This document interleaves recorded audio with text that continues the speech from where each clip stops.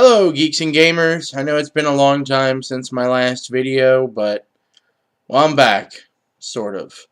You see, I spent a long time kind of rearranging and organizing my wife's hobby room to become her and my studio.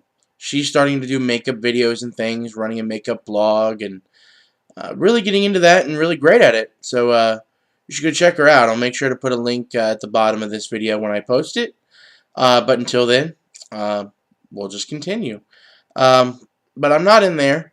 Mostly the reason being is our camera that we had, our digital camera, crapped out on us. So I couldn't take videos with that. Why is that important since I normally use a webcam? Well, my laptop, which I will show you right now, as you'll be able to see, has a black screen. The screen also crapped out on me, so I'm currently using a friend's old flat screen monitor from a desktop attached to my laptop so that I can do these videos, or this video at least. So it's a very temporary thing. Now, the one thing that is great is for Christmas I got a brand new digital camera that does take HD videos. So now all I have to do is find myself a nice small little tripod that'll fit on top of a desk, and I can start taking videos with this in the studio. But I thought I needed to do something in the meantime because my friends over at Happy Jack's RPG podcast are interested in a game called Fiasco. And they've been interested in asking questions and wanting to know all about it. So I wanted to show a few things. My Fiasco kit. This kit is full of everything that I need to play Fiasco. It's not everything you need to play Fiasco, because you don't need very much to play it. But this has the things in it that I need to play Fiasco. So let's open her up, shall we? Open it up, and inside I have a couple of interesting things. I'll just pull a few of these out of the way. The one first thing, and most important, is the Fiasco book. And then I have this puppy here that has a couple of things. It has wet erase markers, which we'll explain why we need these in a minute. And it has black D6s and white D6s. These are very important to the game. In addition to that, I also have a squirt bottle of water and a rag to wipe off the wet erase markers. Let's go ahead and kind of talk about the game from the beginning and how you set it up. You're going to have anywhere from 3 to 5 players. You can't have less than 3 or more than 5. And each player is going to have a quote-unquote character sheet between them and the person next to them. In the book, they recommend and they suggest index cards because they're small and easily portable, etc. Yeah, that's fine. But I have a problem with index cards. They're small. You can't see very well. And even though the character sheet is going to be between you and the next player, and you can probably easily see it, I don't want to interrupt my role-playing and my scene to try to figure out what the hell is written on that tiny card. So I used a different tactic. And I kind of stole this from someone else, but I improved upon it. And that is, I took a piece of cardstock, 2 pieces actually, put them into one of these sleeve protectors that you can put into a binder, and drew a line across the middle. This allows me to be able to write on it with my wet erase markers and erase them off, and use these over and over again. So that's a good use for that. Now, that's the only sort of, I guess, specialty equipment that I pretty much need to use to play the game. The one thing with the game is you need something called a play set in order to play. Now, this book does include a couple of play sets in it. I'll just show you one here really quickly. Let's flip the one. This one is called Tales from Suburbia. Listen here. It's basically a Desperate Housewives setup of a playset. There are a few in here. There's a Wild West one. There's the Desperate Housewives. There's a few of them that are included in the book. But if you go online and search for Fiasco playsets, you will find a lot of free downloadable ones. And you can very easily make your own. Which is what I did with my zombie playset. Because I couldn't find one. But there's several of them here. I'm going to pick one of these here and use that as today's example. I have one picked out, and it's called, if I can find it,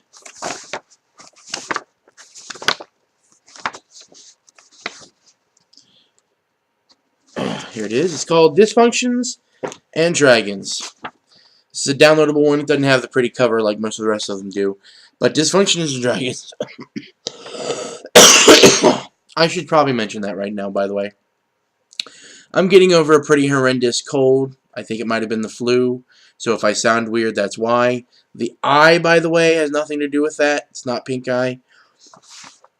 Something happened in the middle of the night last night while I was sleeping, and something got into my eye. Woke me up in the middle of the night, and it took me almost a half an hour to get it flushed out. And I woke up with an eye that looks like this. So I apologize. If I had a eye patch, I'd wear it so you wouldn't have to stare at it, but yeah, I apologize. Anyway, Dysfunctions and Dragons. There's a few things that you need in order to play a game of Fiasco when you're setting it up with this playset.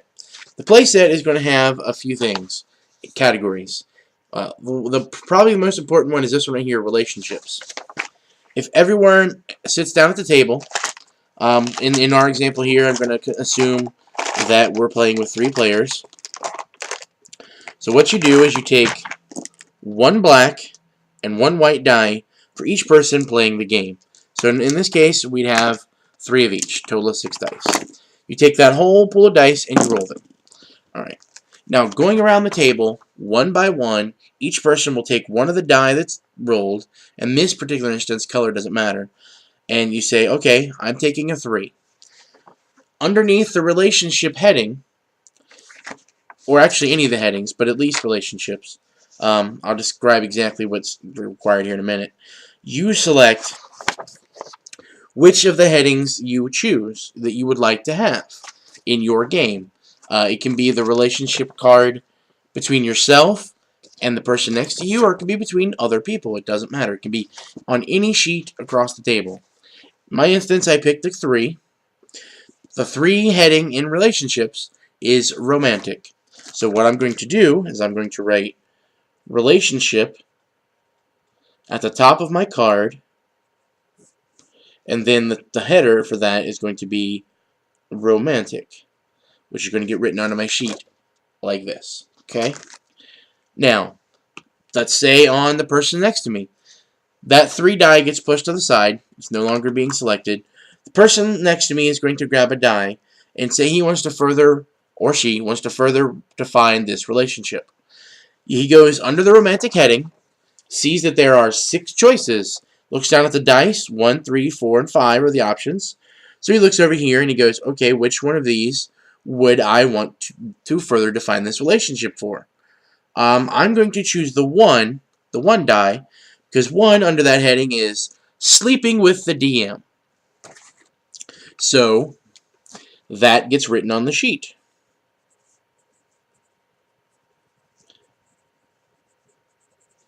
So that means that myself, who put romantic down here for me and the person next to me, and the person next to me, between us, we have to decide which one of us is the DM and which one of us is sleeping with the DM.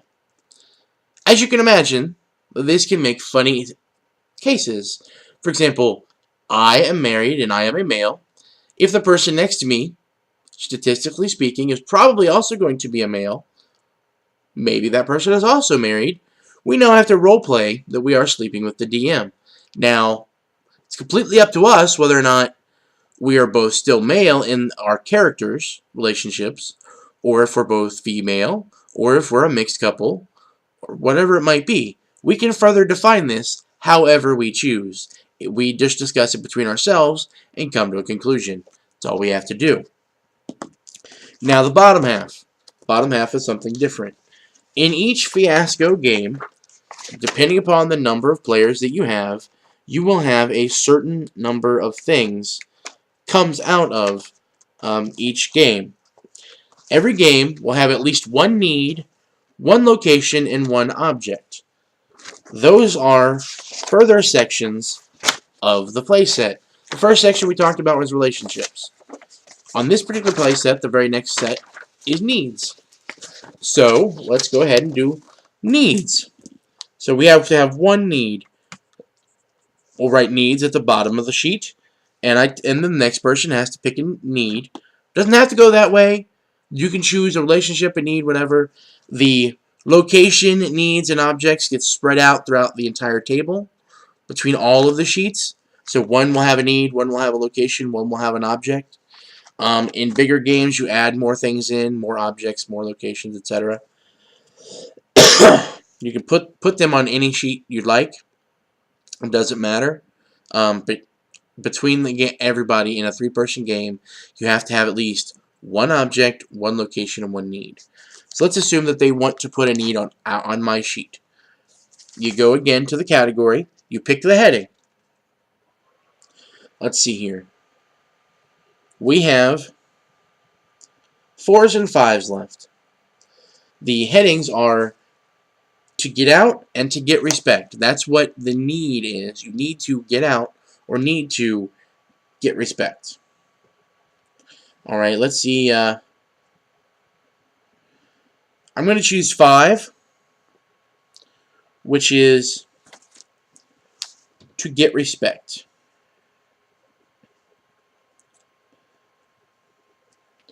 Alright, now, then we go around the table to the next person. They can either further define a relationship or add a location or add an object. But for our purposes, let's assume they're picking a need. So then, again, we have a 4, and a 5 as an option left. So we choose, what do we want to make our need be? Well, let's see, I can choose 4 under to get respect, which is having the hottest significant other, or I could choose 5, which is being the best role player. So I'm going to choose being the best role player.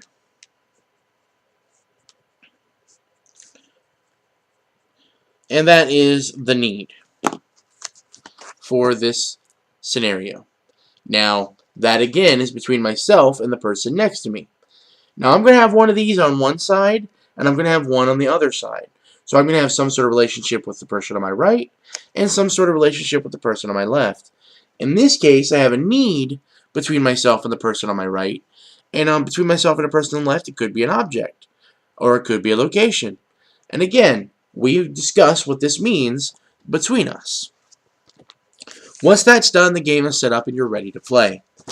What I would suggest for everyone to do, if they really want to, because it does make the game easier, is to download this sheet from the Bully Pulpit Games website, bullypulpitgames.com. It gives you a place to put your dice pool right here, and it tells you kind of how the game goes. Setup, Act 1, Tilt, Act 2, etc. And it has references on there. It tells you where to go in the book to look up the things you're going to need for each section. So in our case, we're going to go on to Act 1. That is on page 35. Act 1. And you go through it as you go. But basically the way the acts work is each person around the table is going to get one scene. Each person, you can choose to either set up a scene or you can resolve a scene on your turn. If you choose to resolve, then everyone else at the table will set up your scene for you, and then you resolve it.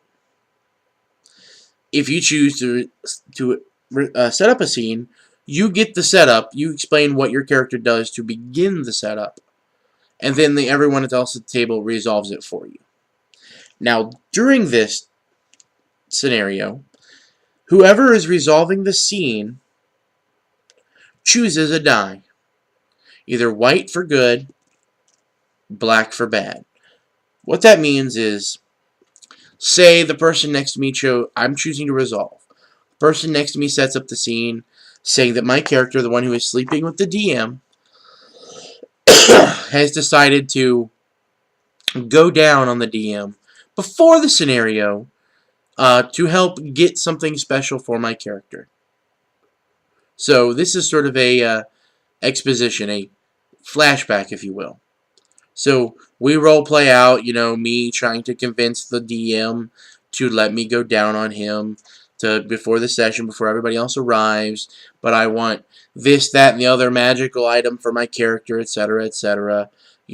As you can see, this can have some interesting effects on role playing. They set that up, then I resolve. When I resolve, I choose a white die or a black die, and then choose how that comes out. Well, for fun's sake, I'm going to choose a black die, which means this doesn't work out well for me. So I pick up that black die, and then I finish the scene. Maybe I act it out and say that maybe I had too much teeth involved or something. Who knows? Maybe he got caught in the zipper. Whatever it is. I'll resolve the scene that way through acting it out, and then I take that black die that I was given, or that I chose for the outcome of the scene, and I give it to someone else at the table. If the table decides to resolve, whoever picks up the die, gives the die away. Do you understand how it works? In the first turn, or first round, first act, the dice are given away to someone else. Now this will come into play later. You go around the table until half of the dice have been given away. Half of the dice are gone. Then we go to what's called the tilt. And as we see on our page, that's on page 56. So you turn to page 56, where you see the tilt. There's a table for the tilt. Now to determine what go on the tilt, you take your dice that are in front of you, however many there are. Let's say in my case I have 2 white and 1 black. Pick them up and you roll them. Alright, I just rolled a 6 black, a 6 white, and a 4 white. That means my total is 4 white. Okay? So, on this table, what I do is whoever has the highest white total and whoever has the highest black total, it gets to choose what happens on the tilt table. You take out of the pool of dice, each person chooses one. The first die is the heading of the tilt, and the second is the further definition of the tilt. Let's say, for example, I have 2 here. I have 6 and a 4. If the heading was 6, it would be the failure. Then the 4 would be a good plan comes unraveled. That's like the theme for the second half of the game, the second half of the story, so to speak. Gets unraveled. Now everything goes back into the middle again. All the dice go back into the middle, and now we start our second scenes. This time you do the same thing, either set up or resolve, either one. But this time, whoever is resolving chooses a die. The person who's that person then chooses the die that they wish, whether it be white or black again, and resolves the scene based on that die color and keeps whatever die they take out. So let's say in the second scene, what has happened basically is I tried to seduce the GM. It failed because some interesting thing. This guy over here bribed the GM by bringing him food. The GM over here got angry at my character for trying to seduce him and killed off my character's character. Confusing, I know. But that's kind of where things started unraveling. That was the tilt. Now in Act 2, we act that out, and we'll say that my character, not the character's character, but my character, is angry that the GM killed my character, so he, or she, maybe in my case, decides to stab him with a pencil. Things can get crazy out of hand like that as well. So, in my scene, I decide I'm going to set it up, and I'll say, I stab the GM with a pencil, he starts bleeding everywhere, whatever. The table decides that they're going to resolve the scene, so the person, that's not involved, meaning not the GM, but the other player, he has to resolve the scene. Well, he thinks that this is funny. So he wants the GM to die. So he grabs a white die and he goes, okay, it's good for you. He keeps the die. And then then he resolves the scene and says, you stab him, he falls over, happens to land on the pencil that you stabbed him with. It shoves it further into his chest, piercing his heart, and he dies instantly. So that's the resolution of the scene. He chose a white die for that, thinking it's good, and pulls it over to himself. Keeps it in front of him. And we continue until everybody has had a turn, and now all the dice are gone. Because each person gets one scene in each round. Well, now that all the dice are gone and everybody has all the dice in front of them, including the dice they had from the game or from the turn earlier, and the ones they've taken now, everybody should have a couple of dice in front of them. You take whatever dice you have, and you roll them. And again, you're going to have a table called the Aftermath. It's back in the book. Our sheet tells us it's on page 58, so I rolled a page 58. Alright, now I'm on page 58. So I rolled, I have a 6 white, a 3 white, and a 2 black. Well, that means I have a total of 7 white, which means my white is the dominant color. So it was 7 white. If you'll see on the Aftermath table here, or sheet, maybe you can't see, I'm not sure if you can see that or not. Can you see that? Maybe? I don't know. Anyway, they say 0, black 1, black 2, black 3, etc. on down the page. Well, in my case, white 7 is weak. Hey, you're busted, beaten, broke down, but at least you've learned a lesson about human greed and frailty, right? It'll serve you well in prison, which is where you are probably headed. That fits perfectly for our story. No, I didn't plan this. Anyway, you go around the table again, one by one, and you sort of end your character's story with a final scene ending with that aftermath. That aftermath basically said. You don't have to read it word for word, but basically sum that up, and that's the final part of your scene is whatever it says in your aftermath. And that's the end of the game. Honestly, Fiasco is a fantastic game. It gives a lot of chances for role-playing. There isn't any real interesting interactions in terms of normal role-playing games. It's very, very free-form. There's no mechanics, so to speak. There's just sort of an outline of how you're going to interact with each other. It's a very fun game for parties as long as you don't have too many people. My local game store has run it several times. We do several small groups. I mean, obviously I love the game. I have this whole pack set up. There are scenarios that cover damn near anything. I mean, this one is great because it's, you know, a role-playing night, Dungeons and Dysfunctions and Dragons rather. So it's like almost like you're playing with your friends. Some of the other ones that I carry with me is there's a Gen Con playset, which kind of covers as if you were playing a Gen Con. Here is a playset for Battlestar Galactica. It's called, by the way, Frackin' Toasters. I don't know if you can read that. It's pretty dark.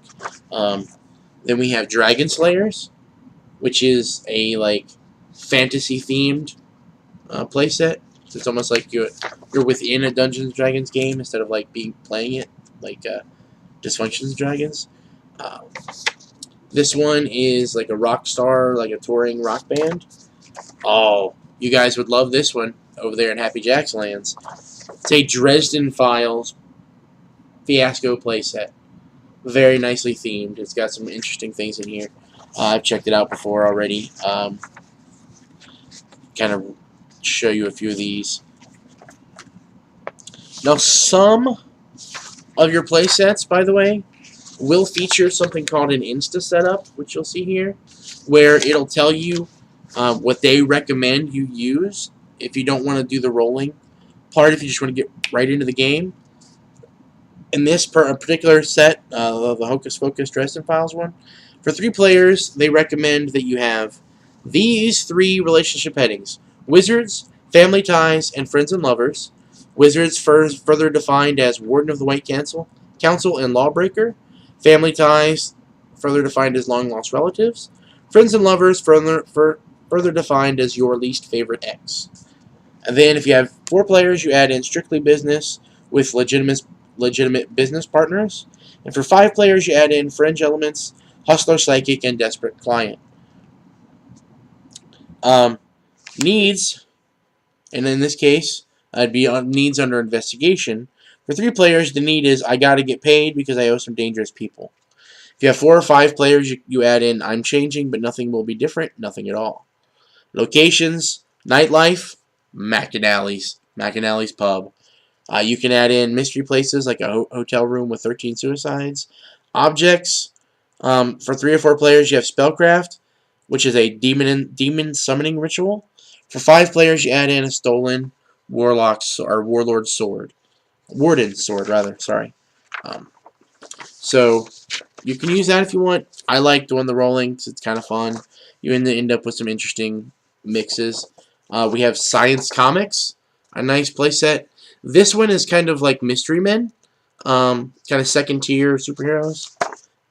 We have the zombie playset that I made. You won't be able to download that one because I haven't uploaded it anywhere.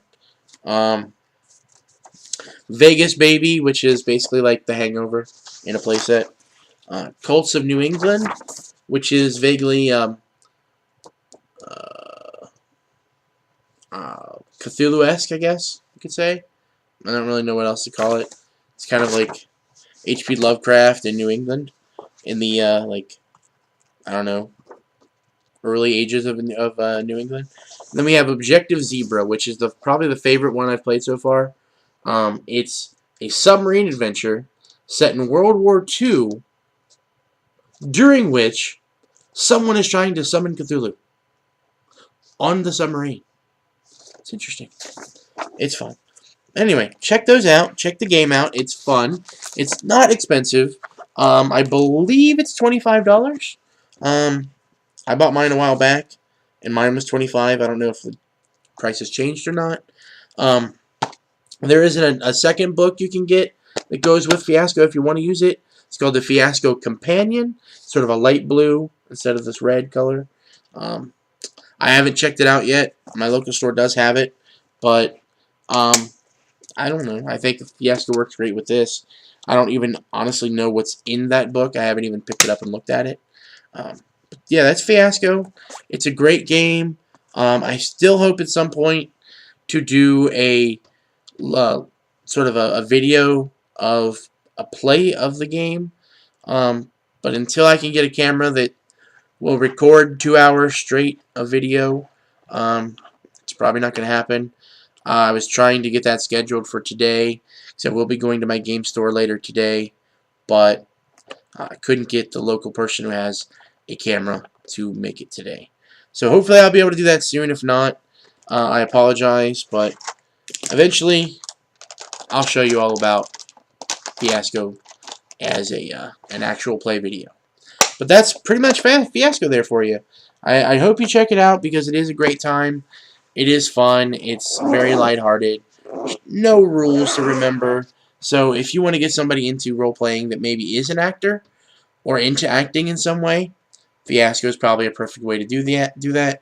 It would be a gateway game for that kind of person into role-playing. Honestly, if somebody doesn't think they like role-playing, Fiasco is a good fit. I've gotten a couple people interested in role-playing that didn't think they would roleplay by using Fiasco, because with Fiasco there's no real mechanics involved. So all you have to really concentrate on and deal with is the characterization, the relationships, the objects, the needs, locations, etc. So, Fiasco, it's a great game. Check it out.